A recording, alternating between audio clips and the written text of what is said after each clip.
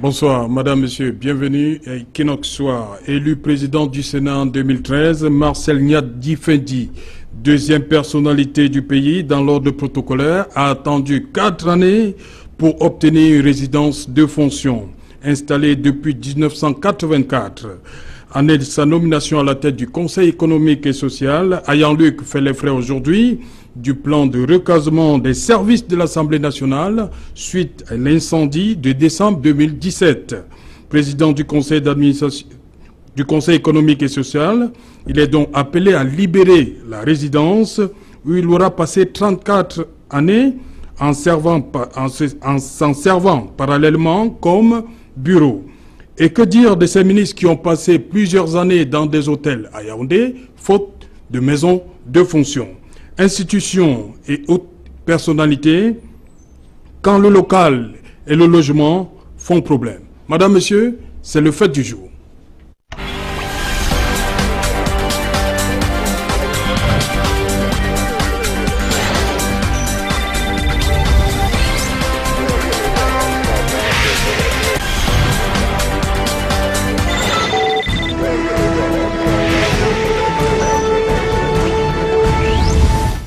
Bienvenue une fois de plus sur Equinox ce soir. Pour en parler, je suis avec Ange Sama. Bonsoir. Bonsoir Serge. Vous êtes ancien président de la Fédération camerounaise d'athlétisme, c'est bien cela? Oui, tout à fait. Ancien président et actuellement président de la Ligue départementale d'athlétisme du Mfundi. Oui. Donc, que j'occupe un peu. Vous savez, quand on a une passion, on reste dans cette passion. Ouais. Voilà. Vous êtes observateur de la scène politique camerounaise? Disons un observateur assez éloigné d'ailleurs de la scène politique parce que... Vous êtes au courant, vous voyez tout ce qui se passe quand même. Oui, c'est-à-dire qu'on observe, en tant qu'observateur, on observe. Donc on pense un peu, on a un peu la mesure. Oui, on pense qu'on a... enfin, je pense en fait, j'ai toujours en tant que citoyen, parce qu'on dit en général que si vous ne faites pas la politique, c'est la politique qui vous fera. Donc quelque part, on doit faire de la politique sans vouloir le faire. Donc c'est l'occasion pour moi de dire bonsoir à tous les téléspectateurs de Equinox ce soir et à tous les panélistes qui m'accompagnent ce soir. Voilà, il y a un autre qui vous accompagne justement, lui c'est André Luther Meka. Bonsoir. Bonsoir et bonsoir à tous les téléspectateurs. C'est un plaisir d'être invité à cette émission. Enseignant, sociologue. Enseignant, sociologue, communicateur. Oui.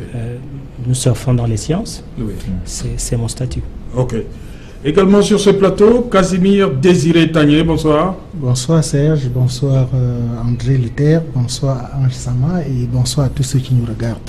Voilà, vous êtes directeur de la publication Le Jeune Enquêteur. Oui, je suis également reporter au Jeune Enquêteur, mais surtout journaliste d'investigation. Ouais, journaliste d'investigation. Donc je commence avec vous. Il y a cette... en ouverture, le sous-préfet Douala Premier vient d'interdire la tenue des manifestations publiques projetées samedi 15 septembre 2018 à la salle des fêtes d'Aqua et dans certaines artères de l'arrondissement de Douala Premier par M. Jean-Michel Ninche, président régional du Social Democratic Front Littoral. Oui, je crois que si cette suspension surprend, si cette interdiction surprend beaucoup de Camerounais, je crois que ceux-là sont tout simplement des néophytes politiques parce que c'est une décision à laquelle il fallait s'y attendre. Parce que lorsqu'on a vu cette demande de manifestation publique avec tout le ramdam médiatique et publicitaire qui a été fait autour, on s'attendait, on se demandait si Jean-Michel Nietzsche n'était pas en train de faire dans la provocation. Et vous savez qu'en politique, il faut éviter de faire dans la provocation. Surtout lorsque vous avez été mordu par le serpent, il faut éviter de se rapprocher de 1000 pattes. Alors, Jean-Michel Nietzsche a très souvent eu l'interdiction de ces manifestations par la même autorité. Voilà, c'est ce que j'allais justement dire. Cette année, cette fois encore... On a été à Douala 5e. À Douala 5e, bien qu'il soit député de Douala 5e, il est résident de la ville de Douala. Non, je parle du sous-préfet. Cette fois-là, c'est vrai. Oui. Et le sous-préfet de Douala 1er actuel était ancien sous-préfet de Douala 5e. Avec l'honorable Jean-Michel Nietzsche, ils se connaissent parfaitement. Mais l'objet de la manifestation a mené en soi-même à penser à l'interdiction. Lorsque l'on sait que Jean-Michel Nietzsche voulait organiser un meeting et une marche de soutien, une marche pour protester contre il parle de dénoncer la décision irresponsable et provocatrice de l'ECAM de créer des bureaux de vote dans les casernes militaires et dans les chefferies. Et même le SDF a prétendu qu'il devrait avoir des bureaux de vote au niveau de la présidence de la République, ce qu'il n'en était rien, parce que ça devait être d'ailleurs étonnant qu'un bureau de vote soit localisé à la présidence de la République, alors que l'on sait que Paul Biya lui-même, quand il va falloir voter, va à l'école publique de Bastos. Donc cette hypothèse était déjà évacuée. Maintenant, il restait les bureaux de vote dans les casernes. Mais le président régional de SDF pour la région du centre, Emmanuel Tonga, il a sorti un document où effectivement il y avait des bureaux de vote à la présidence de la République. Non, ça c'est ce dossier a été rapidement balayé et vraiment il n'y avait plus de doute là-dessus.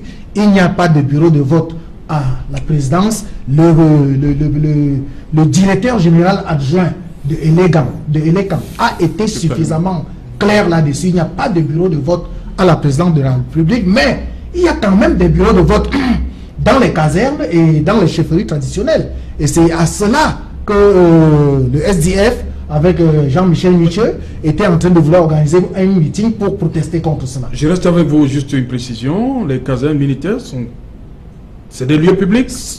Il faut même se demander. Il faut même se demander. Il faut savoir que dans les casernes, nous sommes au Cameroun, au Cameroun, Serge Alain, et nous sommes Camerounais. Nous devons connaître les réalités camerounaises. Dans les casernes, les lieux où vivent les militaires, il n'y a pas que les militaires qui vivent dans ces casernes-là. On ne doit pas venir demander le sexe de l'ange, là on sait qu'on ne peut pas obtenir. Il faut demander des choses objectives et possibles, et même probables. Le SDF sait pertinemment qu'il ne pourra jamais avoir gain de cause sur ce chapitre à l'état actuel. Peut-être dans les années à venir, il aura gain de cause, mais pour l'instant, il n'y a pas que les militaires qui vivent dans les casernes, il y a leurs familles, il y a des cousins, il y a des femmes, il y a des enfants. Mais vous ne trouvez pas quand même que c'est énorme? C'est très énorme. On parlait pour la présidence de je crois qu'en attendant, il y a 500 inscrits, ça fait 1500 personnes. Je suis entièrement d'accord avec vous, hein, Serge. Je n'encourage pas le fait d'avoir des bureaux de vote dans les casernes. Mais je dis à l'état actuel, avec Elecam et le code électoral actuel, le SDF gagnerait à battre campagne pour arriver d'abord à la cour, à la magistrature suprême, avant de faire des propositions. Et cette fois-là, je crois que leurs propositions seront les bienvenues. André Luther Meka, cette décision du sous-préfet de la Première ne vous a pas surpris? Bien sûr que cela ne m'a pas surpris, pour la simple raison que l'heure est aux élections présidentielles. Oui. L'heure n'est pas la manifestation.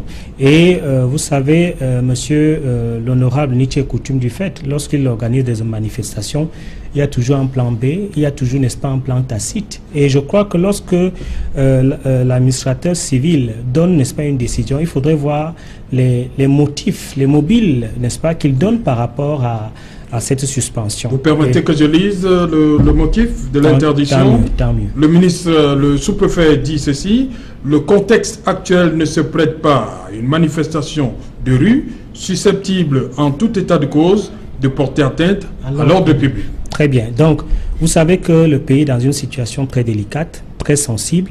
Il y a, n'est-ce pas, des enjeux énormes, notamment l'élection présidentielle et les crises sociopolitiques. Et vous savez que ce genre de failles et d'opportunités peuvent, n'est-ce pas, infiltrer un certain nombre, n'est-ce pas, de brigands, un certain nombre de personnes qui peuvent venir déstabiliser le pays. Donc je crois que la décision est venue à point nommé et cette décision est tout à fait légitime parce qu'il faudrait, n'est-ce pas, préserver la sécurité des biens des personnes.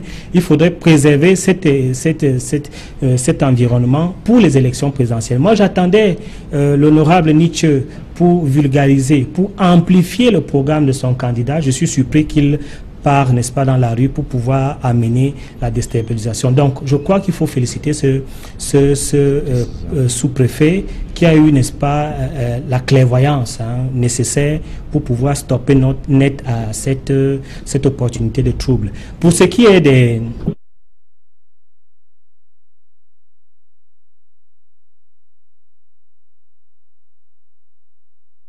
Parce qu'il faut le dire, il faut qu'on avance. Moi, je dis il est important qu'il y ait des bureaux de vote à la présidence. Parce que vous peut-être vous le savez pas, la présidente travaille 24 heures sur 24. Et il y a ce qu'on appelle dans les élections la veste. Ça ne fréquente pas beaucoup les gestionnaires. On vous dira qu'à la présidence, lorsqu'il y a, n'est-ce pas, des élections, ils travaillent 24 heures sur 24. Et il y a des gens qui ne doivent pas se déplacer. La question que tout le monde se pose, est-ce que la présidence de la République est un lieu ouvert au public? Est-ce que c'est un lieu public?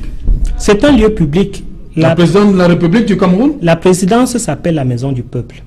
C'est la maison du peuple. Vous êtes dans le principe, là? Je ne suis pas dans le principe. Je suis notoirement dans ce qui est. C'est la maison du peuple. Et je peux vous le dire que contrairement à ce que vous pensez, il y a des gens qui fréquentent la présidence tout le temps, mais qui vous le disent pas, et qui sont même parfois les opposants qui crient à tue-tête contre cette présidence-là. Ce que j'ai demandé et que je demande, c'est que on ne peut pas, n'est-ce pas, il y a des gens clés qui sont là pour surveiller nuit et jour l'élection, pour faire des synthèses, pour, n'est-ce pas, superviser. On ne peut pas les déplacer. Il faudrait qu'il y ait des bureaux de vote. Là-bas, il faudrait qu'il y ait des bureaux de vote dans les casernes. Pourquoi? Parce que les militaires, les forces de l'ordre ne peuvent pas sortir en masse pendant les élections pour aller voter. C'est un problème psychologique. Ce sera une psychose. Ça peut, n'est-ce pas, influencer la perception des gens. Donc, il faudrait qu'ils soient là.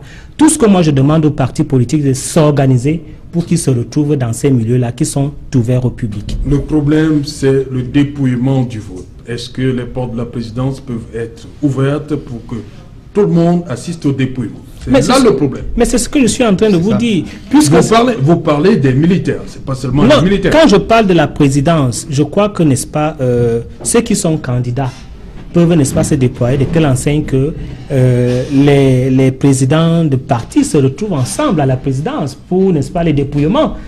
Puisque c'est la présidence, c'est la maison du peuple. Pour moi, il n'y a pas un problème. Il faut juste inverser la demande. Il faudrait que cela soit ouvert au public et que les représentants des partis soient au rendez-vous dans ces lieux. Ok. Je vais revenir avec vous, Ange Sama. Cette décision du sous-préfet de Douala-Premier, vous aussi, vous l'attendiez?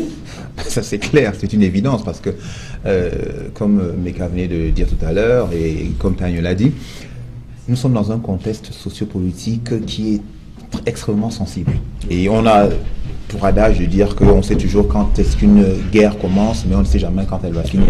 Donc imaginez donc que tous ces badauds, tous ces profiteurs de troubles, tous ceux qui vont profiter pour pouvoir entrer dans le mouvement pour le faire. Et je suis d'accord avec André Luther. Oui, quand il dit qu'effectivement l'objectif pour le SDF était en ce moment de se mettre pratiquement en pré-campagne pour dérouler un peu son programme, plutôt que d'amener les gens dans un mouvement de protestation, de contestation, qui on ne sait jamais comment ça va se terminer, jusqu'où ça va aller. Donc il faudrait faire très très attention à ce moment, surtout à cette période qui est très délicate avec le climat sociopolitique en fait qui règne dans tout le pays. Ok, madame, monsieur, je rappelle que Jean-Robert Wafo est invité de ce programme. Le SDF a sa place dans ce programme. Nous l'attendons toujours.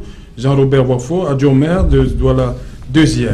Bon, on va donc rentrer de plein pied, comme ça, dans le vif du sujet. Je l'ai dit à l'entame, il a fallu 4 années pour que Nyat Difendi, deuxième personnalité du Cameroun, ait un domicile de fonction. Comment vous comprenez ça? C'est un peu surprenant, mais ça, c'est les réalités camerounaises. Ça ne surprend que ceux qui ne connaissent pas le Cameroun. Je vais vous rappeler que l'on venait de créer le Conseil constitutionnel. Ouais. Et jusqu'à présent, le Conseil constitutionnel est obligé de faire ses séances publiques au Palais des Congrès. Je veux également vous rappeler que même le Sénat, qui est une institution, au même titre que le Conseil constitutionnel, n'a pas de siège. À plus forte raison, son président, ses vice-présidents et autres. Et vous parlez tout à l'heure de Ayan Luc, qui a passé pratiquement 34 années, parce que beaucoup de gens ne savent même pas où est logé Ayan Luc. Je voudrais, non, pas le Conseil constitutionnel en lui-même, le Conseil économique et social en lui-même, parce qu'il n'a même pas de siège. Mais son président est logé à l'extrême aile gauche de l'Assemblée nationale. Et lorsqu'on sait, c'est-à-dire du palais de verre de Ngouekele, et lorsqu'on sait que le palais de verre de Ngouekele venait de subir un incendie, d'aucuns ont qualifié cela d'incendie criminel, nous ne pouvons pas le savoir jusqu'à aujourd'hui parce que les enquêtes se poursuivent. Lorsqu'on sait donc que l'Assemblée nationale venait de subir un incendie et que c'est pratiquement tout le siège qui est en construction ou en reconstruction, et que des partenaires chinois ou bien la Chine se proposent de financer la reconstruction du nouveau palais de verre à concurrence de 60 milliards de francs CFA, on comprend directement que M. Ayang Luc ne pouvait plus vivre là où il vit. Et je vais vous faire une autre confidence, Serge Alain. Vous savez que nous sommes toujours dans les investigations. Nous sommes journalistes d'investigation et nous ne nous départissons jamais de ce titre-là. Lorsqu'il a été question de détruire, parce que c'est de ça qu'il s'agit, le logement de fonction de Ayang Luc, parce que ça fait partie de l'enceinte du complexe de l'Assemblée nationale, Paul Biya, président de la République, a posé une seule question à l'émissaire qui a été lui rendre compte. Il a demandé justement, où est-ce que vous avez placé Luc? Où est-ce que vous avez placé Luc? Où est-ce que vous allez mettre Luc? Ça veut dire que Biya connaît ses camarades avec qui il gère le Cameroun. Parce qu'à un moment, on disait qu'il a oublié au Conseil. Contrairement à ce que vous pensez, Biya n'a pas oublié ses camarades. C'est-à-dire tous ces octogénaires, excusez-moi le terme, avec qui Biya a été camarade de classe et qui, pour la plupart, certains sont membres du gouvernement depuis que Biya est au pouvoir et même avant lui. Et d'autres sont, comme Ayang Luc, président d'une histoire qui n'existe pratiquement pas, qui existe mais qui n'a aucune incidence sur la vie de l'État. C'est-à-dire le Conseil économique et social. Bien qu'on venait de vous rappeler, on venait de sortir un texte de loi pour donner un peu quelques petites fonctions au Conseil constitutionnel. Et je vais vous rappeler Conseil économique et social, je vais vous rappeler que dans ce Conseil économique et social, on retrouve Photo Victor, ça doit vous surprendre. On retrouve Kaji Photo, ça doit également vous surprendre. On retrouve comme vice-président le super maire de Bafoussam, j'ai nommé Nzete Emmanuel. Dites-moi un peu qu'est-ce qu'ils font, toutes ces personnes que je viens de citer. C'est des personnes qui ne servent pratiquement à rien. Et donc, ça ne devrait pas surprendre les gens qu'on donne des fonctions à certains membres du gouvernement et qu'il n'ait pas de résidence appropriée ou de résidence qui les accompagne. Parce que en réalité, le Cameroun, c'est un peu comme cela. Le Cameroun met toujours la charrue avant les bœufs. C'est-à-dire, on crée une fonction ou bien une structure sans avoir au préalable réfléchi quels seront les Mais il y a souvent un article 2, non? L'article 2 se dit toujours que les habitués auront droit aux avantages de toute nature prévus par la réglementation en vigueur. Mais on oublie que l'article 1 est l'article principal. C'est-à-dire, et puis, dernièrement, on a nommé une commission multiculturelle, une commission du bilinguisme et multiculturel. Vous pouvez me dire à quoi ça sert? C'est aujourd'hui qu'on est en train de vouloir créer une étoffe pour lui donner quelques stapontins dans le gouvernement qui en réalité ne servira à rien. Et moi j'aimais bien l'ancienne formule sous le régime colonial, parce que on oublie toujours ça. Sous le régime colonial, quand on nommait une personnalité, on disait les indigènes dont les noms suivent sont nommés à titre précaire et essentiellement révocables. Mais aujourd'hui, lorsqu'on nomme un individu à une fonction comme Ayang Luc, il reste 34 ans. Marcel Niat a été nommé président du Sénat, il a été reconduit. Kava Yege a été nommé président de l'Assemblée nationale. Il est élu depuis pratiquement. Il est nommé. Il est nommé parce que vous allez voir que généralement après ce que vous dites d'élection, la première phrase de ces personnes-là, c'est « Je remercie le président Paul Biya pour ma nomination », alors qu'il sait bien qu'il a été élu. Ok. Ansama, cette gouvernance à la camerounaise, c'est-à-dire les institutions, on les crée, mais on ne pense pas, comme c'est indiqué, le local. Elles vont siéger où, ces institutions? Déjà, la première question qu'il faudrait se poser, c'est d'abord, est-ce que nous avons une politique immobilière en termes d'immobilier du patrimoine de l'État? Ça veut dire que cette politique servira donc à la gestion de tout ce qui est le parc immobilier en termes de gestion locative, de gestion administrative qui appartiennent à l'État. Est-ce que, nous l'avons d'abord? Maintenant, si on l'a, comment est-ce qu'elle fonctionne pour pouvoir pallier à ça. Parce que c'est cette politique qui permettra en fait, dans la politique générale de l'État, du gouvernement, la loi des finances et ça, de prévoir des logements. Et en ce sens-là, je pense qu'en 2006... Il y en a qui sont exigeants, hein. On leur présente un domicile, ils peuvent refuser. Voilà. Mais maintenant, il y a des caractéristiques, justement. Cette politique permettra de définir les caractéristiques par rapport à la fonctionnalité de chacun, en fonction de chaque responsable qui vont être nommés. Donc je crois que c'est pour ça qu'en 2006, en juillet 2006, le ministre du cadastre des affaires foncières du domaine avait lancé une opération d'inventarisation systématique de tout le patrimoine immobilier de l'État, de telle sorte que, à un moment donné, on pourrait savoir l'État, quelle est la valeur de son patrimoine en termes financiers, en termes des acquis, et comment pouvoir reloger les gens, les dispatcher, aussi bien les fonctionnaires, aussi bien les ministres, aussi bien que les institutions. Donc je pense qu'à ce moment précis, il y a donc un problème de savoir où va cette politique, comment elle a été mise sur pied. Donc on se rend compte qu'il y a plusieurs logements effectivement de l'État qui ne sont pas recensés ou tout simplement sont cédés. Hein, ou brader, parce qu'on brade beaucoup les biens immobiliers de l'État pour des vil prix. Donc à partir de cet instant-là, on retrouve, à cette époque, le ministre à Bogonko avait donc avait délogé une 50aine de familles, et plus que ça, qui étaient logées de manière indue, clandestine. Oui, clandestine, dans le domaine de l'État. Donc, à partir de cet instant-là, cette étude permettrait, est-ce qu'on en a refait une autre? Voilà, est-ce qu'on a fait une autre depuis 2006?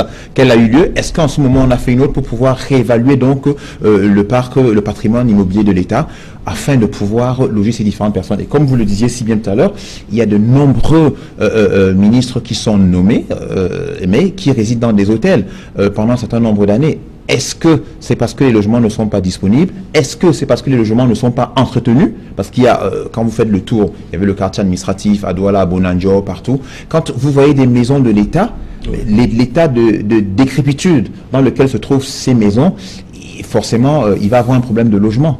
Voilà. Donc je pense que cette politique était, cette campagne, cette opération d'inventarisation permettrait normalement de recenser qu'est-ce qui est bien, qu'est-ce qui est propre, qu'est-ce qu'il faut faire, d'avoir la maîtrise en fait. André Luther, l'accusé ici qui doit se lever, c'est l'État.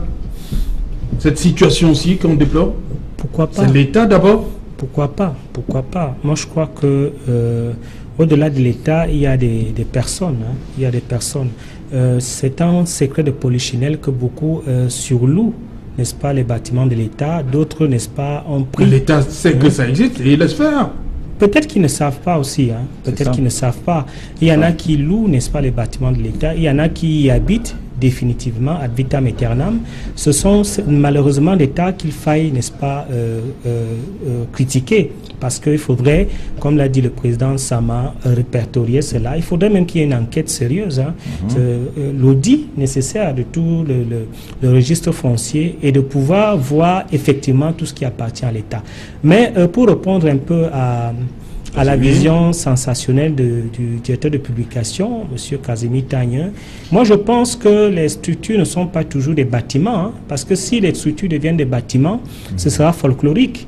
Une structure, n'est-ce pas, c'est un organigramme, c'est un job description, c'est aussi, n'est-ce pas, les objectifs. Et je crois que, et les hommes même qui animent ces structures, et je crois qu'au Cameroun, on a véritablement cette vision, c'est-à-dire de choisir d'abord des hommes qui peuvent, n'est-ce pas, atteindre l'objectif, et de pouvoir, n'est-ce pas, au fur et à mesure des disponibilités, trouver des structures qui y vont avec. Parce qu'il ne faut pas aussi se leurrer, on a véritablement une crise urbaine, de l'urbanisme qui fait en sorte qu'il n'y a pas assez de logements, pas seulement pour les hommes en fonction des hautes personnalités, même pour le Camerounais lambda. Donc tout cela doit être revu pour qu'il y ait, n'est-ce pas, une proportion qui puisse, n'est-ce pas, héberger les autorités. Donc pour moi je ne suis pas surpris que le président du Sénat puisse, n'est-ce pas, être dans sa maison personnelle pendant un certain nombre de temps, encore qu'il faudrait savoir que la résidence d'un... Donc vous trouvez ça normal, André Luther? Je ne trouve pas cela normal, mais c'est raisonnable dans un pays où il faudrait vraiment un plan d'urbanisme. Encore que c'était, n'est-ce pas, des structures qui étaient en berne dans la Constitution, qui ont émergé. Et il faudrait aussi que la résidence ait, n'est-ce pas, la physionomie de la personnalité. Donc, il faut 4 ans il a fallu 4 ans pour ça. Vous savez, il y a des maisons qu'on construit même pendant 15 ans. Vous savez, parce qu'on y met là-dedans. Hein? Vous savez, la maison... Ils ne semblent pas être d'accord. Moi, je n'ai pas fini. Oui, attendez. Qui termine son propos. Allez-y. Non, je veux dire que tout dépend de la dimension de la maison. Tout dépend, n'est-ce pas, du plan de la maison. Et je crois que c'est la deuxième personnalité du pays. Il y a beaucoup de choses qu'il faudrait, n'est-ce pas, mettre des sécurités et tous les ingrédients que vous connaissez dans les grands palaces pour pouvoir, n'est-ce pas, abriter, n'est-ce pas, cette personnalité. Donc, pour moi, je ne dis pas que c'est tout à fait normal, mais c'est plausible qu'on puisse, n'est-ce pas, attendre, parce que s'il a pris ce temps, c'était par rapport à la réhabilitation de cette maison, et je crois qu'il fallait que cette maison soit à la dimension, à la physionomie de la personnalité.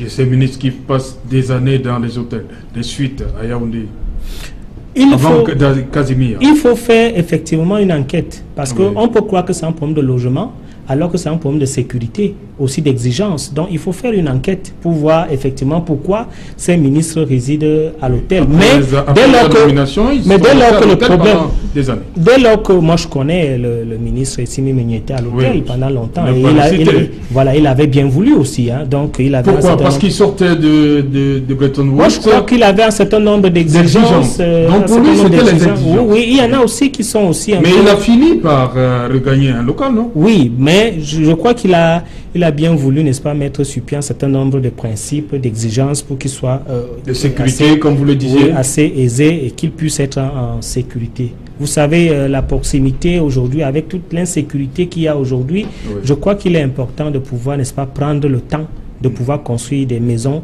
qui sont viables et qui peuvent, n'est-ce pas, abriter des personnes dans la sécurité. Casimir. Oui, je crois que Luther parle en posture d'un militant du RDPC, puisque nous le connaissons comme tel. Oui, je crois que je ne me trompe pas. Parce que dire qu'on peut créer des structures avant d'aller chercher le local, je crois que c'est un peu mettre la charrue avant les bœufs.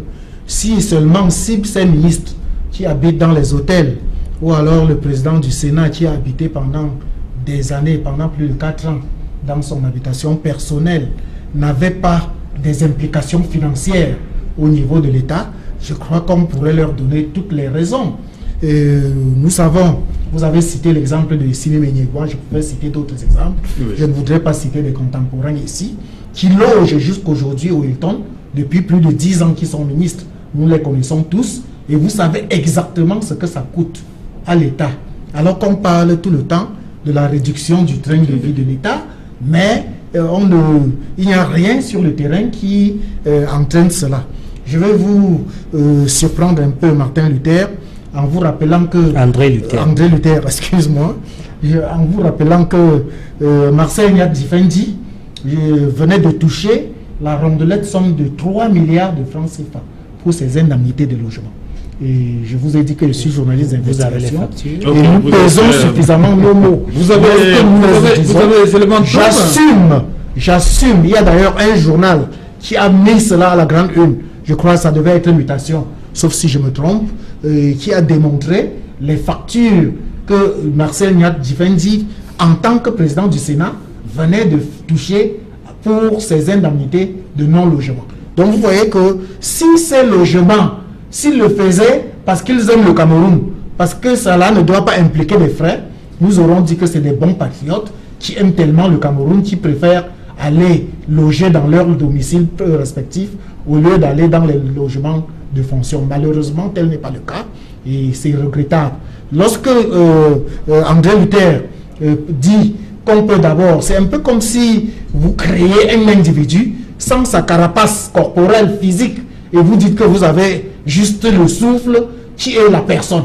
Le souffle ne peut pas être la personne. Il faut une carapace qui est le corps humain, qui est la chose qui enveloppe cet être humain-là pour qu'on parle d'être humain. C'est la même chose pour les institutions. Dernièrement, on a créé un ministère de la décentralisation et du développement local. Vous avez vu, jusqu'à maintenant, Le ministère n'a même pas encore de local. Le ministère venait de publier son organigramme.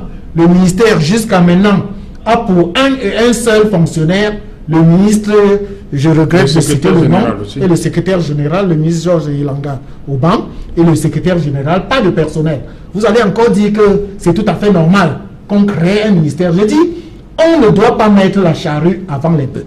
Il faut, dans tous les cas, que le bœuf soit devant et que la charrue suive, et pas le contraire. Okay. Je voudrais quand même essayer de rectifier quelque chose parce que c'est important. Nous avons entendu cela, que le président du Sénat reçoit 40 millions d'indemnités par mois pour le logement. Je crois que cela a été démenti par son directeur de cabinet qui disait effectivement que cela est faux et que si on mettait ces indemnités dans son salaire, ça veut dire qu'il aurait un salaire assez exorbitant. Donc, je pense qu'il dit avec des pincettes. Ok. André Casimir Taillé parle de charrue avant les bœufs. On va revenir sur le cas. Et André Luther a parlé des institutions qui étaient en berne. La Constitution de 96 parlait déjà du Sénat, mais c'est en 2013 qu'on a vu les premiers sénateurs. Oui, tout à fait. Comment comprendre donc que ces sénateurs-là, on va utiliser le terme, viennent squatter les bureaux à l'Assemblée nationale, alors que c'est une chose qui était prévue longtemps à l'avance. Tout à fait. Donc, dans ce cas d'espèce, que ce soit Casimir ou André Luther, chacun doit avoir raison à son niveau. D'autant plus que si la Constitution a prévu un certain nombre de choses qu'il faille mettre sur pied, donc il faudrait qu'on commence.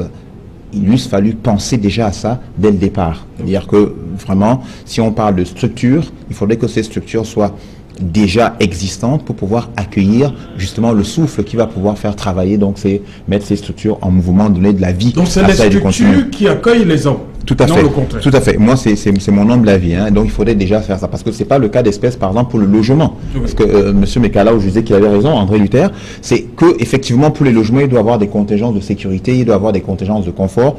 Quoique je pense qu'entre-temps, il faille y penser par rapport à la physionomie du poste de la responsabilité occupée. Donc, je pense que nous, par moment, on a l'impression qu'on fait des choses aussi en fonction de la situation qui se présente. Parce que la décentralisation et la promotion et le développement des villes, ce nouveau ministère, effectivement, est né un peu, je crois, du contexte socio-politique qui règne actuellement. Il fallait donc trouver une solution. Non, l'accélération, ça existe depuis qu'avait la loi, la Constitution de 87. Voilà, donc il faudrait, bon, si ça existait, donc il faudrait donc accélérer effectivement ça. Mais maintenant, on se retrouve là, mais on a pris le temps, comme nous aimons très bien.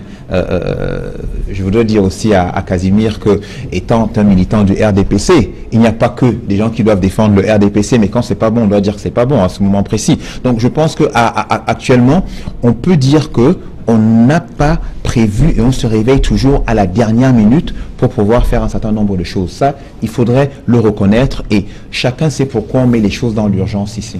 Ok. Oui, Casimir Taillé. Pour revenir sur ces ministres qui passent, il a pris le cas de Marcel Niad-Difendi, il parle de la sécurité. Est-ce que les ministres, eux, ont besoin d'un local où il y a sécurité, tout ça? On ne comprend pas. Passer 2 années dans un hôtel, c'est énorme quand même. Tout ça, c'est un snobisme inutile. Je crois que avant d'être ministre, ils ne sortent pas de la cuisse de Jupiter. Ils sont d'abord camerounais. Et bien qu'étant au commis de l'État, il l'était déjà. Avant d'être nommé ministre, il habitait quelque part. Je ne vois pas pourquoi nous sommes toujours en train d'aller vers un snobisme béat et inutile. Mais le ministre, pour prendre le cas, pour rester sur le cas pour rester sur le cas d'Essimi Meigné, il sortait de l'autre côté. Institutions de Bretton Woods sont à New York. Peut-être qu'il n'y avait pas de maison qui puisse satisfaire. Nous connaissons bien comment il a terminé. Nous connaissons bien que Essimi Meigné, c'est quelqu'un qui a toujours usé des subterfuges. Même quand il a été nommé ministre, il y a toujours des doutes jusqu'aujourd'hui, puisqu'on se demande si c'est Lazare Essimi Meigné qui a été nommé, ou bien si c'était Emmanuel Essimi Meigné qui a été nommé. Ça, c'est les habitudes d'Essimi Meigné. Et vous avez bien vu, quand Essimi Meigné a terminé sa mission au ministère de l'Agriculture et qu'il a été remercié, sachant qu'il était attendu au tribunal criminel spécial. Vous avez bien vu comment il a simulé un cas de maladie avec un cas d'évacuation sanitaire pour se retrouver en France, où il est actuellement en train de travailler dans ses anciens bureaux des institutions de Bretton Woods. Donc le cas Essimi Meunier, c'est un cas entièrement en part et pas un cas à part entière. Donc il faut faire cette distinction. Donc moi je ne voudrais pas qu'on prenne le cas d'Essimi Meunier pour un cas d'école, parce que c'est un très mauvais exemple que Essimi Meunier a démontré aux Camerounais à tous les niveaux, de sa nomination jusqu'à son éviction du gouvernement. Et vous allez dire... Non, nos attention au logement, qu'il est passé en passant des par années le logement, de sa nomination à son éviction, en passant par son logement, où il est resté ad vitam aeternam à l'hôtel Hilton en tant que ministre, que ce soit pendant qu'il était ministre des Finances, il était ministre de l'économie et des Finances, et ensuite ministre de l'Agriculture.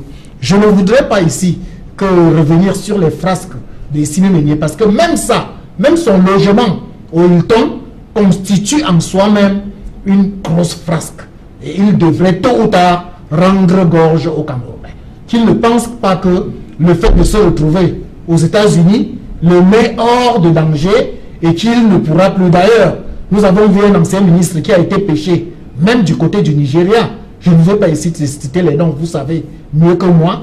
Je crois que Essimi Meunier a causé tellement du tort aux Camerounais, et même son logement, en restant au Hilton pendant toute sa durée, où il a été ministre de l'économie et des finances, ministre des finances, ministre de l'agriculture, c'est un gros scandale qu'on doit tôt ou tard remuer. Et je suis sûr que le jour qu'on va remuer ce scandale-là, les senteurs ne risqueront de parvenir peut-être jusqu'aux jeunes enquêteurs et tout le monde en sera.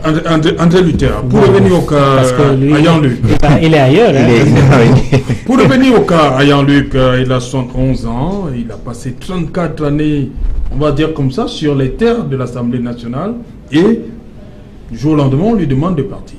Et comme a dit Casimir, le président, on s'en tient à ce qu'il a dit, où est-ce que vous allez mettre Luc? Il ne faut pas s'en tenir à ce qu'il a dit, ce n'est pas une parole d'évangile. Non, on peut comprendre, parce que disons qu'il a passé 34 années quelque part, qu'on lui demande de partir. Oui. Et c'est quand même la 4e personnalité. Hein. Oui, disons que je voulais apporter un élément aussi. Le décret vient à 17h, ça repart à 17h. Et quand ça vient à 17h, quand ça repart, effectivement, des ministres s'installent, c'est des institutions. Donc, pour quitter de là, parfois, ça fait tout un problème. Il faut des délais. Et donc, il faut que tout cela... Non, je veux dire qu'il faut que tout cela soit codifié. Oui. Il faut que tout cela soit codifié, parce qu'il y a toujours des... Si vous êtes très informé, il y a toujours des petits déguerres. Lorsque un ministre arrive, l'autre part, et les problèmes de délai et autres, je crois que c'est le même problème avec M. Ayan Luc, parce qu'il est resté sur les têtes de l'Assemblée nationale pendant longtemps. Maintenant, on lui dit de partir. Il n'a pas eu, n'est-ce pas, une mise en demeure ou un préavis. Donc, tout de go comme ça, c'est pas évident. Donc, je crois que c'est un problème de délai. André Luther, c'est vous qui dites qu'il n'a pas eu de mise en demeure. Qui n'a pas eu de préavis, c'est vous qui le dites. Non, bon, moi je l'estime, parce que pour qu'un monsieur comme lui puisse quand même quitter comme ça, il faudrait quand même qu'il soit avisé, il faudrait qu'il se prépare. Je crois que c'est cela. Pour moi, c'est un non-événement. Ce qui est sûr, c'est qu'il va quitter, mais il faudrait, n'est-ce pas, qu'on lui donne le temps de pouvoir, n'est-ce pas, le faire. Puisque je vous dis qu'on est allé jusqu'à voir le président de la République pour l'informer du fait que son collaborateur doit être obligé de quitter la résidence actuelle. Donc, c'est pas quelque chose qui est tombé de nu ou bien qui est tombé du jour au lendemain. C'est une préparation. Là n'est pas le problème. Depuis le jour où l'Assemblée nationale a brûlé, on a pris des dispositions pour la construction d'un nouveau palais de verre, et ça incluait le délogement du président du Conseil économique et social. Je suis tout à fait d'accord. Je suis tout à fait d'accord. Sinon, il n'y aura pas eu débat. Ça veut dire que lorsque le ministre Ayan Luc quitte donc les terres de l'Assemblée nationale, il doit aller quelque part. Alors qu'on me dise donc qu'il a une résidence qu'il attend et qu'il ne veut pas y aller, et là il y aura débat. Donc il faudrait un peu être responsable lorsque nous parlons des choses sérieuses.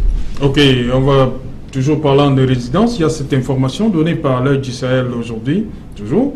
Il dit une situation tout à fait particulière. Hein. À la brigade de Mabanga, dans le 2e arrondissement de Gandéré, qu'est-ce qui vous amuse? Ce sont le commandant de brigade et ses éléments qui payent un loyer mensuel de 30 000 francs. Une brigade de gendarmes, dont le commandant de brigade et ses éléments payent le loyer. C'est une autre curiosité camerounaise, Serge Alain. Et vous voyez bien que cela encourage la corruption, les raquettes et les rapes de toutes sortes. Parce que je suis complètement convaincu que ces gendarmes-là ne payent pas ce loyer de 30 000 francs de leur salaire. Pourquoi je suis entièrement convaincu. Je suis sûr qu'ils font des frappes et des raquettes des individus qui viennent demander les services de la gendarmerie. Alors, les gendarmes sont se retrouvent sur la route pour des contrôles. Ils font des moi, je me serais attendu que vous condamniez plutôt. Pourquoi vous jetez l'anathème sur les gendarmes? Je ne jette pas l'anathème sur les gendarmes. Je démontre seulement, j'explique seulement leur comportement. Payer en soi un loyer ne serait pas... Je crois que Serge Alain, vous êtes employé Equinox. Pour rien au monde, on peut vous demander de payer le loyer de ce bureau que vous occupez. Si le responsable du groupe Equinox ne peut pas payer le loyer pour que vous travaillez en toute quiétude, je crois que là, il aura totalement fauté. Le responsable de la gendarmerie, c'est qui? C'est l'État du Cameroun. L'État du Cameroun, par le secrétariat d'État en charge de la gendarmerie, a l'obligation de caser les brigades et les compagnies.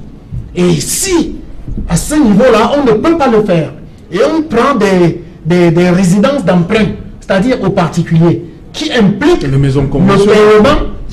paiement des loyers, cela implique directement que le seul responsable qui est l'État, avec son corollaire, le ministère, le secrétaire d'État chargé de la gendarmerie, s'ils ne peuvent pas payer, ça veut dire qu'ils ne savent pas ce qu'ils doivent faire. Et je suis surpris que le secrétaire d'État qui venait d'être nommé, qui est un jeune, et à ce niveau, nous avons commencé à louer certains actes du chef de l'État qui pense déjà à la jeunesse. Mais si M. Etoga qui est allé du côté de l'extrême nord, dans la Damawa, n'a pas pu se rendre compte que c'est un scandale, je crois que je le regrette. J'espère qu'il a eu des fiches de renseignement. Et s'il ne l'a pas eu, c'est là où la presse retrouve son bon rôle de donner la bonne information pour que les États, pour que les gouvernants sachent maintenant à quoi s'entendre. André Luther, sur cette situation. Ben écoutez, moi je ne suis pas un dévin. Il peut y arriver qu'il y ait eu des problèmes de procédure pour la déclaration de la location et entre-temps peut-être le commandant et ses éléments ont décidé de prendre d'abord la location en attendant que les choses se régularisent. Bon, c'est du menu fétin. Pour moi c'est un non-événement. Okay. Non, oui, parce que je pense que c'est vrai que je ne remets pas en doute la crédibilité de l'Œil du Sahel, mais avec tout ce qui se passe actuellement, je prendrai les choses avec un certain nombre de pincettes. Et je reviendrai sur le fait de ce Casimir a dit, peut-être effectivement que cette brigade n'existe pas dans le fichier de la gendarmerie, et parce que vous savez que le secrétaire d'État a fait un tour de ce côté, et c'est curieux qu'il ait traversé cette zone-là. L'article dit qu'il n'est pas allé... Il n'est pas allé là-bas. Est-ce que on est sûr que cette brigade existe réellement dans les documents, dans le fichier de la gendarmerie? Donc c'est ça qu'il faudrait savoir. Ce n'est pas de ça qu'il s'agit. Voilà. Maintenant, parce que vous savez, tout à l'heure, vous avez jeté l'anathème sur les gendarmes.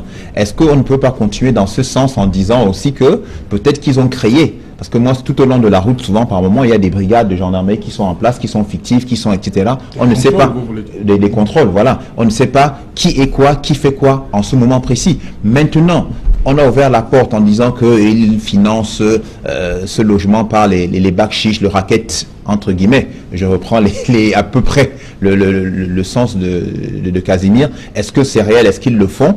Maintenant, d'un autre côté, ils doivent faire leur travail. Ils doivent commencer. Ils n'ont pas de local. Ce n'est pas encore inscrit. La procédure de règlement doit être inscrite. Est-ce qu'ils vont justement à qui mieux, comme on dit, pour pouvoir être régularisé après. Mais en tout état de cause, je pense que des services comme ceux des brigades de gendarmerie doivent relever aussi d'une physionomie de construction, pour pouvoir ne pas prendre un local qui appartient à un citoyen, un particulier lambda, pour en faire les locaux de la gendarmerie. Donc je trouve quand même que ce serait un peu gros. Et c'est autant de choses qu'il faudrait revoir dans la gestion de nos forces de l'ordre aussi. C'est pour ça qu'on nous attaque aussi de n'importe quelle manière. S'il te plaît, Serge, je voudrais faire une petite précision par rapport à ce que le président Ange Chama a déclaré là. Crois que peut-être cette gendarmerie n'existait pas dans le fichier de la gendarmerie et autres, ce qui n'est pas impossible. Mais il faut savoir que lorsqu'on parle de la décentralisation, toutes les compétences doivent être mises en jeu pour que la décentralisation soit implémentée. Est-ce que vous savez que la gendarmerie de Nkoulouloum n'avait pas été construite en son temps par la gendarmerie, mais bien par le maire de Nubel, qui à l'époque était Abraham Chateau, paix à son âme, et qui a estimé que, vu le degré d'insécurité qui sévissait au niveau de Koulouloum, sa municipalité pouvait offrir une gendarmerie. Il a offert le local. Il a offert le local et il a fait une main tendue au niveau de la gendarmerie pour qu'on lui donne le personnel adéquat. Donc, si de l'autre côté, les municipalités ne tiennent pas compte, parce que ce n'est pas seulement le rôle des municipalités, même comment dire, les commandants de compagnie et autres peuvent manifester le désir. C'est exactement comme cela que les postes de contrôle, c'est-à-dire ce qu'on appelle postes de police, naissent dans les municipalités, dans les villes et un peu partout. Donc, c'est pas seulement le fait du commandement central qui est à Yaoundé, c'est aussi le fait du terroir et des municipalités et de tout ce que ça comporte, parce que cela va de la sécurité de ceux qui habitent les coins. Ok. André Luther, on va terminer avec le Conseil constitutionnel. Février, mais toujours pas de local. Je crois ça existe depuis, c'est inscrit dans la Constitution de 96. Hein. Oui, bon, je crois qu'il faudrait qu'il y ait une planification de tout cela pour qu'on puisse construire les édifices aux institutions. Et je crois que le ministre du Cadastre et de l'Habitat doivent se mettre ensemble pour répertorier les sites et pouvoir voir comment construire cela, parce qu'on ne va pas toujours se mettre à squatter, à pouvoir, n'est-ce pas, se balader dans la capitale économique. Il est important qu'il y ait un plan, n'est-ce pas, de construction de ces édifices dès à présent, parce que il y a d'autres institutions qui arrivent, les conseils régionaux et autres. Il faudrait déjà qu'on se mette à pied d'œuvre pour construire. Donc vous rejoignez donc Casimir Taillé qui dit que on a placé la charrue avant le bœuf. Non, c'est pas ce que je dis. C'est pas ce que je dis. Je dis que Casimir Taillé, il a raison dans un sens. Oui. Mais vous savez, lorsqu'on a des impératifs, lorsqu'on a un programme, on peut, n'est-ce pas, essayer d'abord de trouver des hommes, parce qu'il faut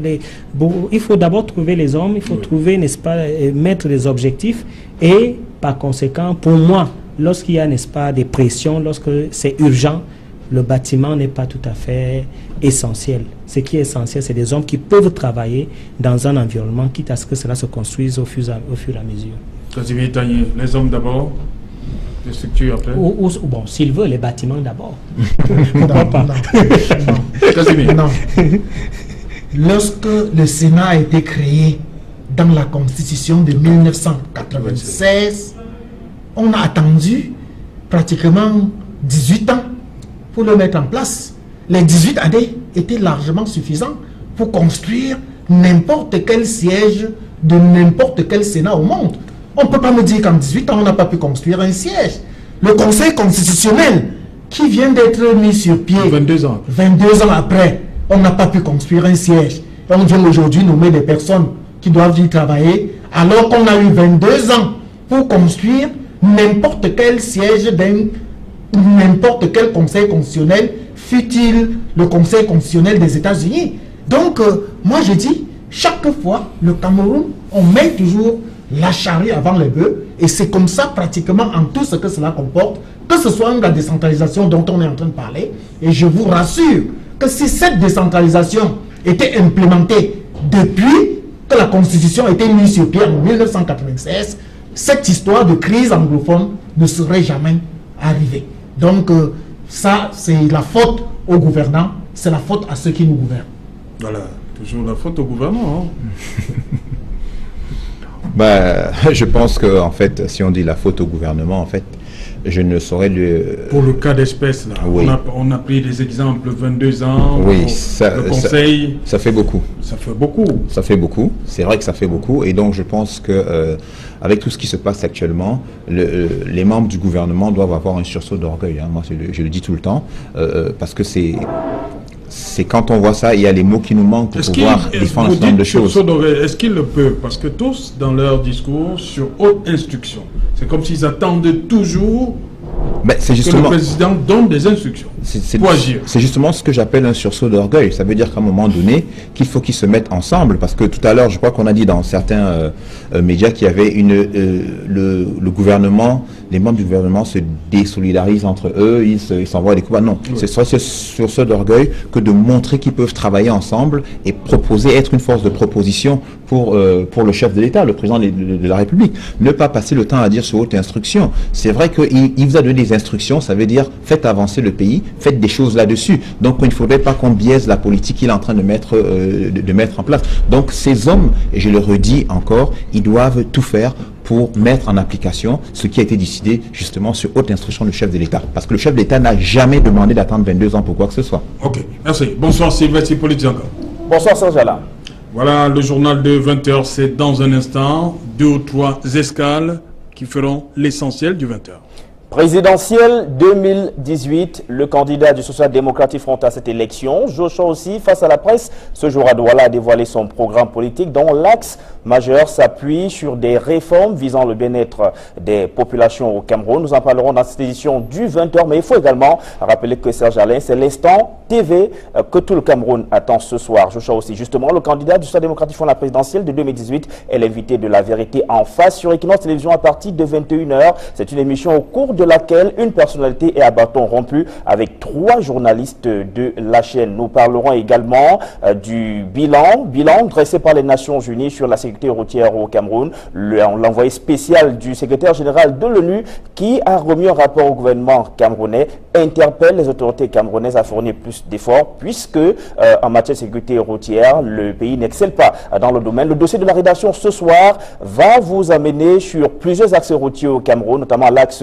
Bafoussam-Bamendi, dont l'affaissement depuis plus d'1 an continue de causer des misères aux usagers. Nous irons également dans l'arrondissement de Douala 4e, où la voirie urbaine également est dans un état de dégradation avancée. Une semaine, un peu plus d'une semaine de la prochaine rentrée scolaire, les parents sont aux abois et pour cause, les manuels sont absents des librairies. Voilà, madame, monsieur, c'est l'essentiel du 20h de Sylvestre Hippolyte Zangaou. Quant à moi, je vous retrouve après pour le débrief.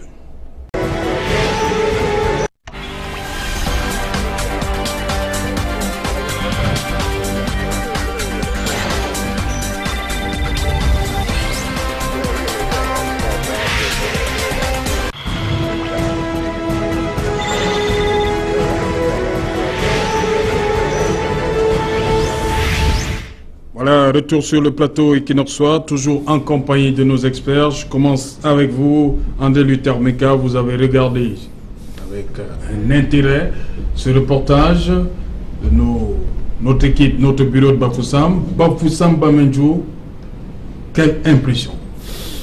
Disons que quand je regarde, c'est triste. C'est triste parce qu'il y a tout de même un retard sur la construction des infrastructures de ce côté-là.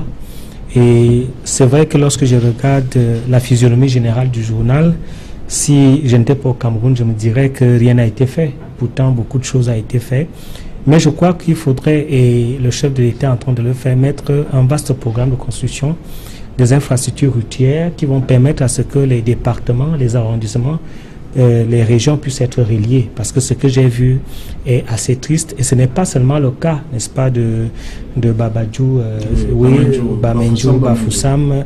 Il y a aussi quelques des arrondissements qui ont ces problèmes. Bien que les travaux, n'est-ce pas, des infrastructures sont en marche, parce qu'il y a aussi des routes, la route de Manfé, l'autoroute Douala-Yaoundé, l'autoroute de Simalène qui est en plein chantier. Et même vous avez aussi vu l'autoroute Congo-Wesso, Djoum-Samilima qui est en plein chantier.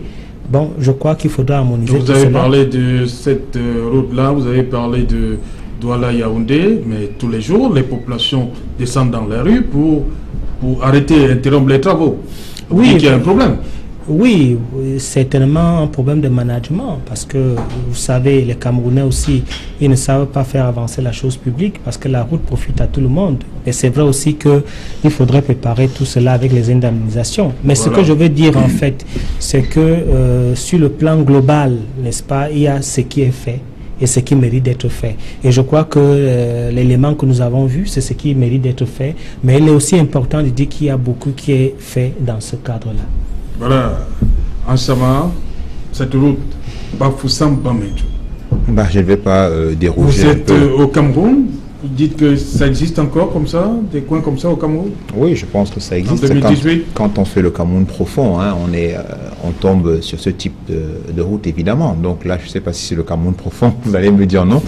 Mais bien sûr, c'est pénible et pour être plus sérieux, c'est pénible et difficile pour les populations qui doivent se déplacer d'un point à un autre. Je crois que il faudrait effectivement, comme a dit André Luther, on accélère ce qui est en train d'être fait. Alors, il faudrait accélérer ça et je crois que c'est une des raisons pour lesquelles il y a eu un désavouement d'un des ministres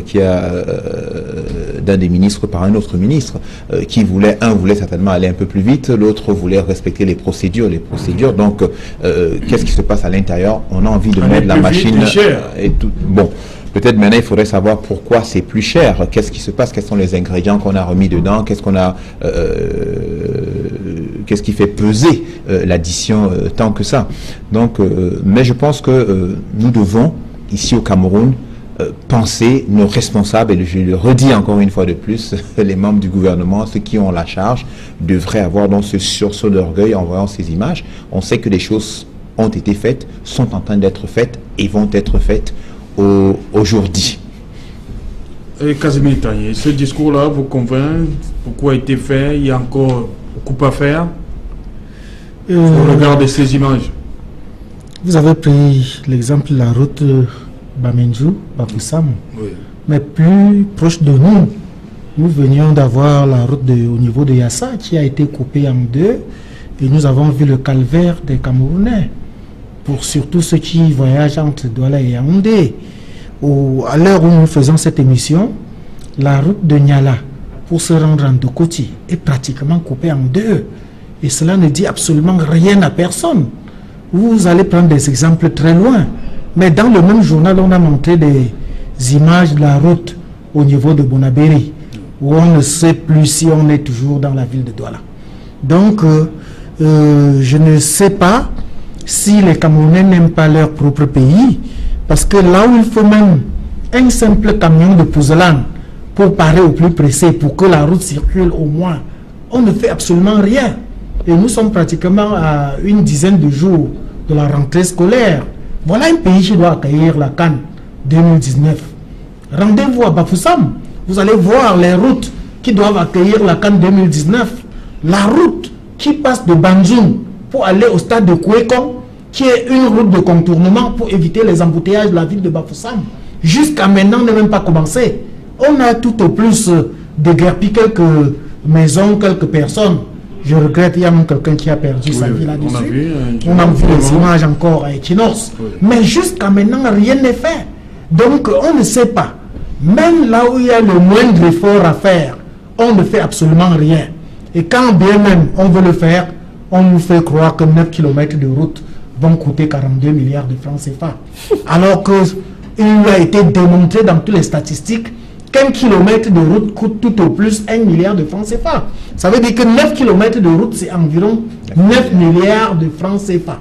Mais on nous dit que ça va coûter 42 milliards de francs CFA. Dans tout ça, on ne commence même pas, on ne fait rien. Même, je dis bien... Est-ce que c'est seulement la route qu'on doit aménager? Pas seulement. Pas seulement, mais nous étions sur le domaine routier. Oui. Et nous savons toutes les récriminations que nous avons fait au niveau des stades. Je ne voudrais pas rentrer sur cette polémique. Comme l'a dit Sir Ange Sabat, les stades seront prêts le jour dit. Comme quelqu'un l'a déjà dit, il y a au plus haut niveau. Mais est-ce que les routes seront prêtes le jour dit? Comment faire? Ça, c'est la question. Comment faire pour que les routes soient prêtes le jour dit? Ça, c'est la question qu'il faut se poser. Je reste avec vous. Hein. Vous avez assisté à la conférence de Joshua Nambangui aussi, c'est bien cela? Exact. Il a dévoilé son programme économique, social et politique. Mais je vais commencer. Il y a quelques points que nous avons relevés.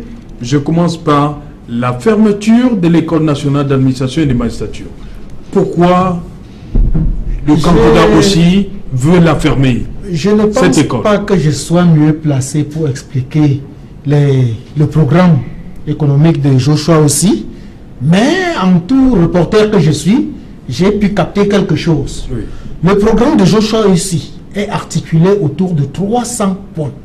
Mais alors, parce qu'il ne pouvait pas étaler tous les 300 points au cours d'une simple conférence de presse, il a choisi 24 mesures fortes pour 24 millions de Camerounais que nous sommes. Oui. Et justement, parmi ces mesures, il y a la fermeture de l'ENAM, cette école de la magistrature et de l'administration de la magistrature qui forme les magistrats, les conseillers, les administrateurs civils, c'est-à-dire les sous-préfets, préfets et autres, ainsi que les douaniers et les cadres des impôts. Des régies financières. Des régies financières, comme vous avez dit.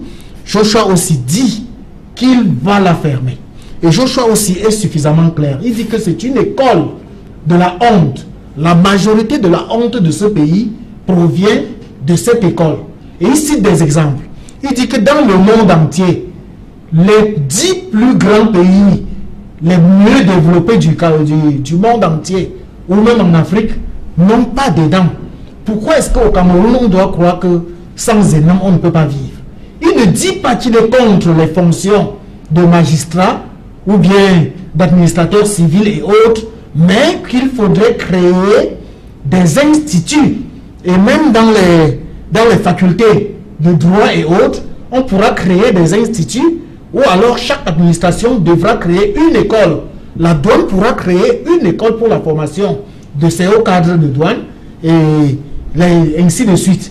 Donc, vous avez pris cet exemple, il y a tellement d'exemples, mais il y a surtout, il faut retenir que le programme de Joshua aussi est basé sur le fédéralisme à 10 régions. Oui. Et qui dit fédéralisme dit multiplication ou alors délégation de pouvoir central au niveau fédéral. Et c'est là où moi, en tant que journaliste d'investigation, je me pose des questions sur la forme de l'État. Est-ce à dire que Joshua aussi voudrait réviser la constitution du Cameroun, que tout le monde est en train de décrire, que les Africains ont toujours tendance à réviser les constitutions? Est-ce à dire que Joshua aussi voudrait réviser la constitution? Et si tel est le cas, sous quelle forme voudrait-il réviser la constitution? Par forme référendaire? Alors là, ce serait difficile d'organiser une élection immédiatement après l'élection présidentielle. Ce sera par ordonnance, comme il sera élu président, ou alors par l'Assemblée nationale, étant donné qu'il n'aura pas la majorité des députés à l'Assemblée nationale. Donc, lui-même, Joshua aussi, est en train de s'enfermer dans une tour d'ivoire. Et j'ose croire que les journalistes de Kinox qui doivent l'interviewer ce soir à la suite de cette émission, oui, devraient lui poser des questions pour qu'il nous dise exactement comment est-ce qu'il veut procéder. Il y a beaucoup de choses dans son programme que je ne peux pas... Je vais passer la parole à Ange Sama sur cette... Pourquoi l'ENAM fait jaser, à votre avis? Déjà, on a l'impression... Au-delà même, parce que chaque fois, c'est le ministre de la fonction publique et le directeur de l'ENAM qui sont à couteau tiré. Pourquoi? C'est quoi le problème de l'ENAM? Avant que les politiques ne s'en mêlent. Vous savez que qui sort de l'ENAM, on peut dire un peu qui sort de l'ENAM contrôle le pays. Parce que vous savez que tous ceux qui sont sortis de l'ENAM, c'est eux qui tiennent la magistrature des magistrats, c'est eux qui tiennent la gestion des entreprises publiques, c'est eux qui tiennent le commandement, notamment les sous-préfets, c'est eux qui tiennent une grande partie de l'économie en termes de douane. Donc je pense que c'est, comme qui dirait, on dit que qui a l'information a le pouvoir, donc qui tient l'ENAM a, et pour pouvoir placer. Moi je pense que c'est un jeu qui se passe au niveau de cette gestion. Et puis, donc la décision de Joshua Ochoa me fait sourire quand même, tout simplement, parce que ça me rappelle, il y a quelque temps, un président de fédération qui avait demandé que le ministère des Sports soit dissous. Donc je pensais un peu à ça. Donc je pense qu'il y a quand même par moment, peut-être que l'ENAM effectivement, à un moment donné, a dévié un peu de son cours. Parce que quand j'étais à l'IRIC, il y avait un prof qui disait qu'à l'ENAM, on enseignait plutôt un certain nombre de choses plutôt qu'un autre. Donc je pense qu'il y a énormément de choses certainement à refonter au niveau de l'ENAM, mais qu'à dissoudre l'ENAM, je crois qu'il y a un pas qu'il ne faudrait pas encore franchir pour l'instant. André Luther, vous pensez de même que c'est proposé de la part de Joshua aussi? Disons vous pensez à la fermeture de l'ENAM? Disons que c'est un homme politique qui est entré dans la persuasion, dans la séduction des Camerounais. Oui. Et en tant qu'homme politique, je crois qu'il voudrait lancer un message. Et il saisit au bon, n'est-ce pas, toutes les frasques, les problèmes, les détournements, la mauvaise image que l'école a renvoyée à travers, n'est-ce pas, ce qu'il incarnait dans la République. Et je crois que c'est sa façon peut-être à lui de dire qu'il y a un problème à l'ENAM. Et je comprends cette façon qui est une façon du populisme pour pouvoir, n'est-ce pas, attirer l'attention, n'est-ce pas, de tous ceux qui ont été peut-être frustrés ou qui ont eu, n'est-ce pas, à avoir un autre regard par rapport à la gestion de l'ENAM. Mais supprimer l'ENAM, je crois que c'est vraiment trop dire. Et je comprends dans la posture du président Joshua, c'est ça? Joshua Nabangui, la posture de quelqu'un qui est un peu habité par le technicisme, parce que je sais que peut-être comme il est dans la technologie, il est fait de technologie, et quelqu'un qui veut, n'est-ce pas, peut-être combattre les monopoles de pouvoir, parce qu'il faut dire que l'ENAM a un certain monopole au niveau, n'est-ce pas, de la gestion des cadres. Mais il faudrait aussi qu'il essaie de voir l'équation, n'est-ce pas, j'allais dire l'équation du management, c'est-à-dire que ceux qui travaillent à l'ENAM, ceux qui enseignent à l'ENAM, comment ils seront redéployés, ceux qui ont des spécialités assez aiguës, comment ils seront déployés dans la République. Et puis, le fait aussi de démocratiser cette école, parce qu'automatiquement, il y aura une école des administrateurs, ou alors peut-être qu'il va faire des facultés de management, mais il y aura une école des administrateurs, comment elle sera gérée dans les États qu'il voudrait, n'est-ce pas, faire. Je crois que c'est pas possible ce qu'il veut faire. Il faudrait peut-être, il aurait fallu qu'il parle là, n'est-ce pas, de la réforme, n'est-ce pas, de cette école, d'un certain nombre de réformes sur le plan peut-être de la structuration, sur le plan du contenu et sur le plan, n'est-ce pas, de ceux qui doivent diriger cette école, mais la supprimer, je crois que c'est la technique de la terre brûlée et c'est pas très important actuellement. Non, je voudrais qu'on comprenne bien la pensée de Joshua aussi par rapport à la fermeture de l'ENAM. Il prend l'exemple d'un corps humain qui a un bras malade. Quand le bras est malade, il faut avoir le courage d'amputer ce bras. Mais on tente d'abord de le soigner. Oui, lorsqu'on sait qu'on n'arrive pas à soigner. Bah voilà, mais il n'est pas encore sûr qu'on puisse le soigner. Puisqu'il démontre que l'ENAM, la majorité des problèmes que nous avons au Cameroun proviennent des gens qui sortent de l'ENAM. Et il dit même que lorsque vous voyez un enfant qui a passé le concours de l'ENAM au jour d'aujourd'hui, il est impensable qu'il ait passé par son propre effort intellectuel. On a toujours l'impression que c'est un coup de pouce. Alors, pour supprimer tout cela, il propose de fermer l'ENAM, non pas de non plus former les magistrats et autres. On est bien d'accord dessus. On crée des instituts de formation dans les facultés, dans les grandes écoles, et que c'est comme cela. D'ailleurs, il dit que dans les 10 meilleurs pays au monde, il n'y a pas d'ENAM. Donc, je voudrais qu'on le comprenne là-dessus avant de faire toutes sortes de commentaires. J'aimerais bien le comprendre. Et ça c'est celui qui a fait les humanités, le sociologue. Est-ce qu'en fermant l'école, est-ce qu'il va changer la mentalité? Va changer la mentalité, c'était la comportement, la perception des Camerounais, la façon qu'ils agissent dans la société. Je crois que s'il fait un mauvais diagnostic, il va certainement avoir de mauvais effets. Parce que la mentalité du Camerounais à un certain moment, avec le capitalisme aidant, c'est le fait de l'accumulation. François Bayard parle de l'éthos de la mendication, c'est-à-dire la politique du ventre. Et cela, pour que cela puisse se redresser, il faudrait qu'il y ait, n'est-ce pas, un réarmement moral. C'est-à-dire qu'on essaie, n'est-ce pas, beaucoup plus de travailler sur le comportement, sur la vision d'un leader qui va changer les mentalités. Ce n'est pas une affaire d'école, parce que si on ferme l'école, effectivement, cela peut se reproduire dans les États qu'ils voudraient mettre. Encore que les États, c'est encore pire, parce que dans les États, là, c'est l'autochtonie, et dans l'autochtonie, on peut fabriquer n'importe quoi et avoir n'importe quelle politique. Ok, autre mesure, Casimir Désiré Tanier parle de délocalisation du chef-lieu de la région du centre ou une autre localité. Et ça, il y a un problème. Ça, c'est également une autre mesure forte que le candidat du SDF est en train d'annoncer, parce que, d'après lui, la capitale Yaoundé est la capitale politique du Cameroun, et en tant que telle, lorsque on sait que c'est également la capitale régionale du centre, c'est un peu trop lourd pour la seule ville de Yaoundé.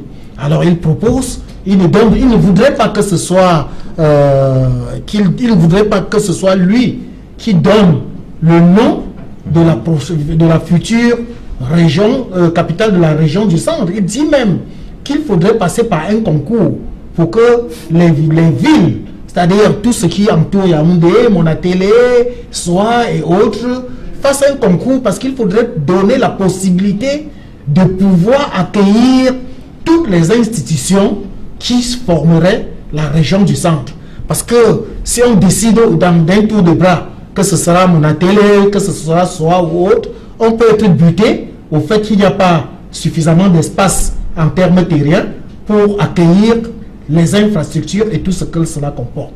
Donc ça, c'est encore une autre annonce forte de ce candidat Joshua aussi, et je souhaite également qu'il lui-même s'explique ce soir pour nous donner des détails de ce programme-là, tout comme il faudrait qu'il s'explique sur le SMIC, qu'il voudrait qu'il passe de 36 000 actuels à 160 000, et c'est le jeune enquêteur qui lui a posé la question de savoir aujourd'hui si ce n'est pas un programme utopique, étant donné que, mais il dit que ce n'est pas du jour au lendemain, qu'il ne faudrait pas s'attendre que dès qu'il est élu le 7 octobre, il donne un délai de 5 ans, dont il va revaloriser le SMIC d'année en année pour atteindre le pic de 160 000, tout comme il va doubler le salaire des fonctionnaires, qui va passer du simple au double, mais au bout de 5 ans. Bon, mais pour le SMIC, je voulais dire pour le SMIC, rapidement, vite fait, je crois que ce n'est pas une innovation, parce que je pense que le SMIC est en train d'évoluer. Donc s'il doit évoluer à 160 000 dans les 5 ans, je pense que le gouvernement en place est en train de faire augmenter le SMIC progressivement. On est passé de, je crois, de 20 000, 26 000 à 36 000 maintenant. Et je crois que peut-être dans le chef de l'État... Dans 5 ans, on peut atteindre 160 000 ? Mais bien sûr, le chef de l'État avait demandé que ce soit revu en plus à la hausse encore en ce moment, quoi. Donc, je vous ai vu, vous vouliez... Oui, pour la capitale, je crois que Joshua aussi vient de perdre un très grand électorat. Comment ça? L'électorat du centre-sud-est. Il vient de perdre cet électorat parce qu'on a l'impression qu'effectivement, il ne veut pas faire avec ce grand groupe. Et c'est pour ça qu'il délocalise la capitale. Voilà un peu l'impensé du discours, de ce qui se cache derrière tout ça. J'espère qu'il prendra la pleine mesure de ce qu'il est en train de dire. Mais je vais l'informer parce qu'il faudrait qu'il sache que Yaoundé est la capitale du Cameroun. Ce n'est pas seulement parce que c'est une belle ville, c'est parce que c'est la seule ville qui a 7 collines comme Jérusalem. Et je voudrais aussi l'informer en lui disant que c'est une capitale stratégique en termes de pouvoir, parce que pour faire un coup d'État ou pour déstabiliser la capitale, il faut faire du chemin. Et en faisant du chemin, effectivement, on peut bloquer la rébellion. C'est les Allemands qui avaient choisi. C'est pour ça que c'est au centre. Et toutes les villes limitrophes au pays du Cameroun, notamment les villes balnéaires comme Kribi, la mer, ainsi de suite, ça peut être assez dangereux pour les institutions. Donc il faut bien qu'il réfléchisse. Et c'est pour ça que pourquoi il m'interrompt? J'ai l'impression que vous n'avez pas bien compris. Mais pourquoi il m'interrompt? Il ne dit pas qu'il va délocaliser la capitale politique du Cameroun. C'est ce qu'il a dit. Non. C'est ce que moi j'ai suivi. Non. Il va délocaliser le chef-lieu de la région du centre pour que Yaoundé ne soit plus engorgé, la capitale politique. Moi j'ai compris ça politiquement. Toi tu ne fais pas la politique.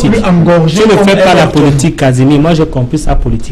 Il vient de perdre l'électorat et je suis en train de vous dire que c'est une capitale stratégique sur le plan spirituel et sur le plan géostratégique de la sécurité d'un chef d'État. Ok, on va terminer avec le sport.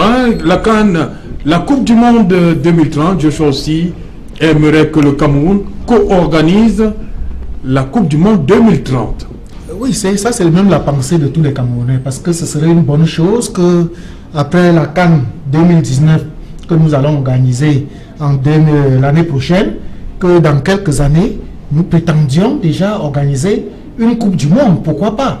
L'Afrique du Sud a organisé la Coupe du Monde, la première et l'unique qui s'est tenue en Afrique. Si le Cameroun, qui est pratiquement le pays le plus titré de l'Afrique, ne peut pas déjà prétendre à cela, je crois que ce serait plutôt avoir une myopie en matière de sport. Mais Joshua aussi croit, dur comme fer, que le Cameroun ne peut pas organiser seul une Coupe du Monde, qu'il faudrait s'associer avec 2 ou 3 pays. Et son explication vient du fait qu'aujourd'hui, les Coupes du Monde sont généralement co-organisées. Vous avez vu que la prochaine Coupe du Monde va être organisée par le Canada et les États-Unis, et qu'il dit que la Coupe du Monde 2030 aura comme candidat le Maroc, qui voudrait co-organiser avec l'Algérie et la Tunisie. Il serait impensable que le Cameroun aille en rang seul, et que ça pourra être un handicap pour qu'on perde cette organisation-là, et qu'il souhaite que l'on se retrouve autour de lui pour vivre la finale de la Coupe du Monde en 2030 au stade Paul Biya à Olembe, à Yaoundé, que de se retrouver plutôt en Algérie, parce que nous aurons perdu cette co-organisation-là. Voilà un peu résumé l'idée de Joshua aussi par rapport à la Coupe du Monde 2030. Voilà, Casimir parle du stade Paul Biya en 2030. Là, il va récupérer son électorat, je crois aussi. Non, bon, disons qu'il faudrait pas qu'on pense que, comme moi je suis du ADPC, parce que c'est connu, que je suis de mauvaise foi. C'est bien d'être ambitieux. Si en 2030 il veut faire une Coupe du Monde, tant mieux, c'est bien. Et puis, il a dit qu'il va doubler le salaire des fonctionnaires. C'est bien. Bien qu'il faudrait qu'on sache d'où viendra tout cet argent et comment cela sera déployé. Je crois qu'il va expliquer cela. Il n'y a pas que des mauvaises mesures qui sont dans ce qu'il voudrait faire. Et vous savez, tous aiment le Cameroun, hein. Je crois que tous ce sont des enfants du Cameroun qui aiment le Cameroun. Mais le problème, c'est qu'en politique, il faut être réaliste. Il faut donner des mesures réalistes et non, n'est-ce pas, de vendre la poudre de perlimpinpin aux Camerounais. Donc, il y a des mesures dont moi j'ai trouvé un peu irréalistes. Il y en a qui, je pense, qui peuvent faire sujet à débat et qui peuvent prospérer. Voilà, on va rester dans le sport. Dans le sport. Voilà, cette Coupe du Monde rêvée par Joshua aussi. Non, c'est bien. Au moins, c'est pas de l'utopie, non? Non, c'est pas 2030, on peut espérer. C'est pas de l'utopie, parce que je pense que si nous sommes un pays émergent en 2035, je pense que, et comme je l'ai dit quand j'étais au niveau de la fédération d'athlétisme, l'émergence doit se faire avec le sport. Donc je pense qu'organiser une Coupe du Monde en 2030 fera partie donc de l'atteinte de l'émergence en 2035. Et comme je le redis encore, certains penseront que c'est une tautologie ou une répétition que je vais faire, mais dans la vision de la politique sportive que nous avions, je prends le cas notamment de l'athlétisme par exemple, on a ambition d'organiser aussi une Coupe du Monde d'athlétisme. Donc je pense qu'à ce niveau-là, il y a toutes des idées qui ne sont pas toutes nouvelles, qui viennent de là, mais ce sont des idées qui sont pensées, qui ne sont pas neuves, qui sont dans le tiroir. On attend de les sortir progressivement. Nous avons repris 1972, c'était la dernière CAN que nous avons organisée. Donc nous revenons dessus, nous disons que nous allons organiser la CAN. Maintenant, évidemment, pourquoi ne pas organiser la Coupe du Monde? Et bien sûr, peut-être pas seul parce que c'est une très très grosse machine qu'il faudrait le faire, mais je pense que c'est bien. Va-t-il gagner l'électorat de ce côté? Est-ce que nous ne gagnons pas, les autres candidats n'ont pas pour ambition aussi d'organiser une Coupe du Monde dans quelques temps? Donc je pense que l'idée est bien, mais elle n'est pas novatrice. Ok, un autre point, Casimir Tagné, éducation gratuite et obligatoire, suppression des frais d'université. C'est déjà fait. Oui, mais c'est déjà fait dans les textes, mais pas sur la réalité. Parce que la réalité est tout autre. Lorsque vous allez sur le terrain, vous allez vous rendre compte que l'éducation n'est pas gratuite dans les écoles publiques au Cameroun. Et là, Joshua aussi prétend rendre l'éducation gratuite pour tous. Il prétend également rendre les universités d'État gratuites et il prétend également donner la santé pour tous, à la mère et à l'enfant, jusqu'à l'âge de 2 ans. Il voudrait également créer une couverture sanitaire à concurrence de 500 000 francs par tête et contre 1000 francs par ménage, 1000 francs par tête d'habitant, quelque chose comme ça. Donc il a suffisamment de mesures qui sont peut-être, c'est là où je voudrais joindre un peu André Luther, pour la plupart, ce n'est pas des mesures qu'on peut implémenter du jour au lendemain. Il va falloir prendre du temps. Et déjà, nous lui souhaitons bon courage. Peut-être la chance qu'il a, c'est qu'il est jeune et c'est pratiquement les jeunes qui vont aller voter. Et espérons tout le bien qu'on peut penser de lui. Espérons que lui-même pourra nous en dire plus, étant entendu qu'il est l'invité de votre émission tout à l'heure à partir de la vérité en face dans quelques secondes. Oui, après nous. Mais ce que ce que je voulais dire par rapport justement à la gratuité de l'école, et puis je crois que André Luther était en train d'amorcer en disant que c'est quelque chose qui est déjà fait. Donc nous revenons à la sempiternelle question du changement des mentalités. Alors, est-ce que on va implémenter, quand il va mettre ça sur pied, en fait, quand il va continuer, ce qui a déjà été fait, les moyens qu'il faudrait, c'est comment faire avec les mentalités. Est-ce qu'à partir de ce moment-là, les différents responsables n'auront plus envie de surbonder les classes, de faire qu'on paye des sous qui ne devraient pas être payés? Donc, telle est la question. Est-ce que l'école est gratuite? Donc, maintenant, il faut savoir, l'école, sur les papiers, comme on dit, c'est gratuit. Maintenant, les mentalités de ce qui se passe sur le terrain, comment ça se passe? Est-ce que il aura la capacité, à un moment donné, d'avoir des hommes totalement neufs? Est-ce qu'il va faire du nihilisme? Mais ça prendra certainement du temps, le temps que c'est en train de prendre maintenant. Vous savez que les mauvaises habitudes ont la peau dure. André Luther, hein? Non, bon, je me dois quand même de dire qu'il est sur les plates-bandes du président Paul Biya qui le fait depuis, parce que l'école primaire est gratuite, l'université c'est 50 000. Vous vous imaginez comment quelqu'un disait si l'école est chère, c'est l'ignorance. Vous vous imaginez que vous avez un cycle de licence à 150 000 francs, c'est tout à fait donné. Et je rappelle que tous ceux qui sont les enseignants qui sont mis à la disposition des jeunes chercheurs, ils sont payés, ils sont automatiquement payés. Le prix du restaurant des étudiants à 100 francs et complété à 400 francs et le 50 000 complété à près de 200 000 francs, dont l'État est en train de le faire. Et puis sur le plan de la santé, les vaccins des nourrissons sont tout à fait gratuits. La tuberculose est soignée gratuitement. Les VIH et les trithérapies sont pris en compte par, n'est-ce pas, l'État. Donc je crois que le président Paul Biya fait quand même des efforts dans le sens de l'éducation et dans le sens, n'est-ce pas, de la santé. C'est vrai qu'il y a le problème de la couverture de la santé, et je crois que là il y a des réflexions qui doivent être faites à ce niveau-là. Peut-être qu'il peut apporter des propositions, mais pour ce qui est de l'éducation, je crois que le président c'est vraiment complet. Ok, merci Casimir Désiré Tagné d'être venu. Oui, je ne voudrais pas que l'on parte de cette émission en pensant que tout a été fait par Paul Biya. Il faut se rappeler que tous ceux qui dirigent ce pays ont fait l'université de manière gratuite.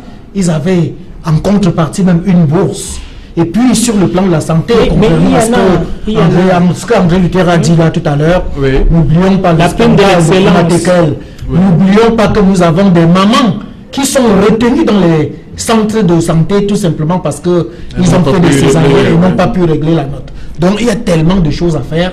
Et c'est toutes ces choses-là que Joshua aussi veut faire. Et espérons, même si Joshua aussi n'est pas élu, il aura au moins boosté la mentalité des gouvernants camerounais qui savent qu'il y a des choses qui ne sont pas faites et qui pourront le faire.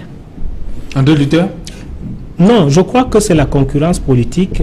Ce que moi je peux demander aux Camerounais, programme contre programme, hein? Oui, c'est de faire confiance au chef de l'État parce que c'est un sage et il a amorcé un certain nombre de travaux sur le plan infrastructurel, sur le plan de la santé, et je crois qu'il va surprendre beaucoup les Camerounais d'ici quelques jours.